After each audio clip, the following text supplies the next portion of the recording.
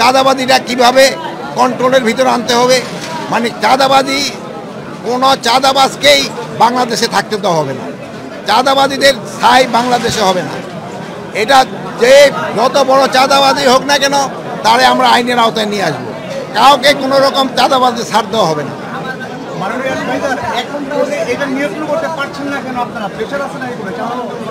চাঁদাবাজের উপরে কোনো প্রেশার নাই, যে কোনো চাঁদাবাজ ধরন পান আমাদের দেখা সাথে সাথে তারা আমরা আইনের আওতায় নিয়ে আসবো। এটা ক্ষেত্রে আপনাদের একটু সাহায্য সহযোগিতা দরকার, আপনারা একটু চাঁদাবাজগুলির আইডেন্টিফাই করে দেওয়া, আমাকে আইন শৃঙ্খলা বাহিনীর হাতে সোপর্দ করা। এখন আপনারাই দেখেন যে আইন শৃঙ্খলার পরিস্থিতি অবস্থা কি। আপনারা সমাজের সবচেয়ে শিক্ষিত সমাজ, আপনাদেরই কিন্তু কন্ট্রোল করা যায় না, সাধারণ পাবলিকরে কিভাবে আমরা আয়ত্তে আনবো। আপনারা সব সময় মিডিয়ায় বিভিন্ন ভালো ভালো খবর দেন, কিন্তু আপনাদের ভিতরে নিজেকে ডিসিপ্লিনটা যদি একটু আপনারা উন্নতি না করেন তো জনগণের উন্নতি কিভাবে হবে। এখন আমরা এখানে আজকে আসার উদ্দেশ্য ছিল হলো দুটা জিনিস দেখা, দেশে পানি বেড়ে যাচ্ছে এবং বৃষ্টিপাতে প্রচুর বৃষ্টিপাত হওয়ায় শাকসবজি অনেক কিছু নষ্ট হয়ে গেছে, এই জন্য বাজারে কিন্তু একটুখানি শাকসবজির দাম একটু বেড়ে গেছে। কিন্তু ওদিক দিয়ে আবার আলু, আমাদের স্টোরে প্রচুর আলু পড়ে রয়েছে, কিন্তু আলু অত লোকজনে কিন্তু পাচ্ছে না, প্লাস কৃষকেরা আলুর দামও পাচ্ছে না। এখানে দেখেন কারণ বাজার থেকে এখানে একটা আলু 1 কেজি দামে 4 টাকা ডিফারেন্স, 5 টাকা ডিফারেন্স, 6 টাকা ডিফারেন্স। এত হয় ভোক্তারাও যেরকম ক্ষতিগ্রস্ত হচ্ছে, কৃষকও কিন্তু ক্ষতিগ্রস্ত হচ্ছে। কৃষক যদি আলুর দাম না পায় আগামীবার তারা কিন্তু আলু বুনবে না, আলু না বুনলে কিন্তু আবার আলুর দাম বেড়ে যাবে। তাই প্রত্যেকটা ভোক্তারও যেন সুবিধা হয়, কৃষকের জন্য সুবিধা হয়, ওই পর্যায়ে কিন্তু একটা দাম রাখতে হয়।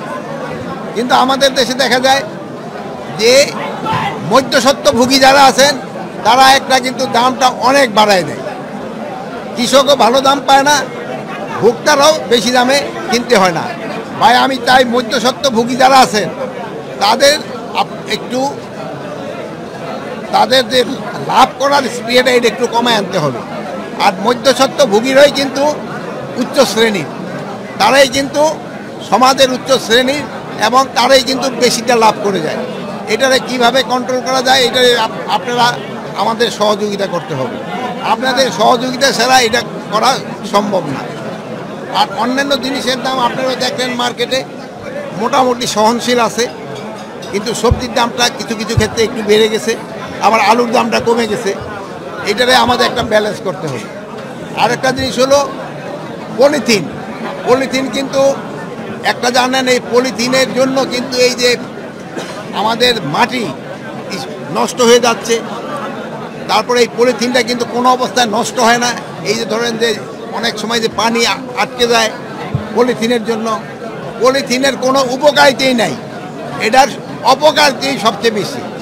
আর আমরা যদি এই পলিথিনটা বন্ধ করতে পারি, আমাদের পাটের ব্যাগ যদি আমরা ব্যবহার করতে পারি, যেহেতু একসময় আমাদের কিন্তু পাটের একটা বিরাট চাহিদা ছিল, এখন কৃষকরা কিন্তু পাটের এরকম দাম পায় না।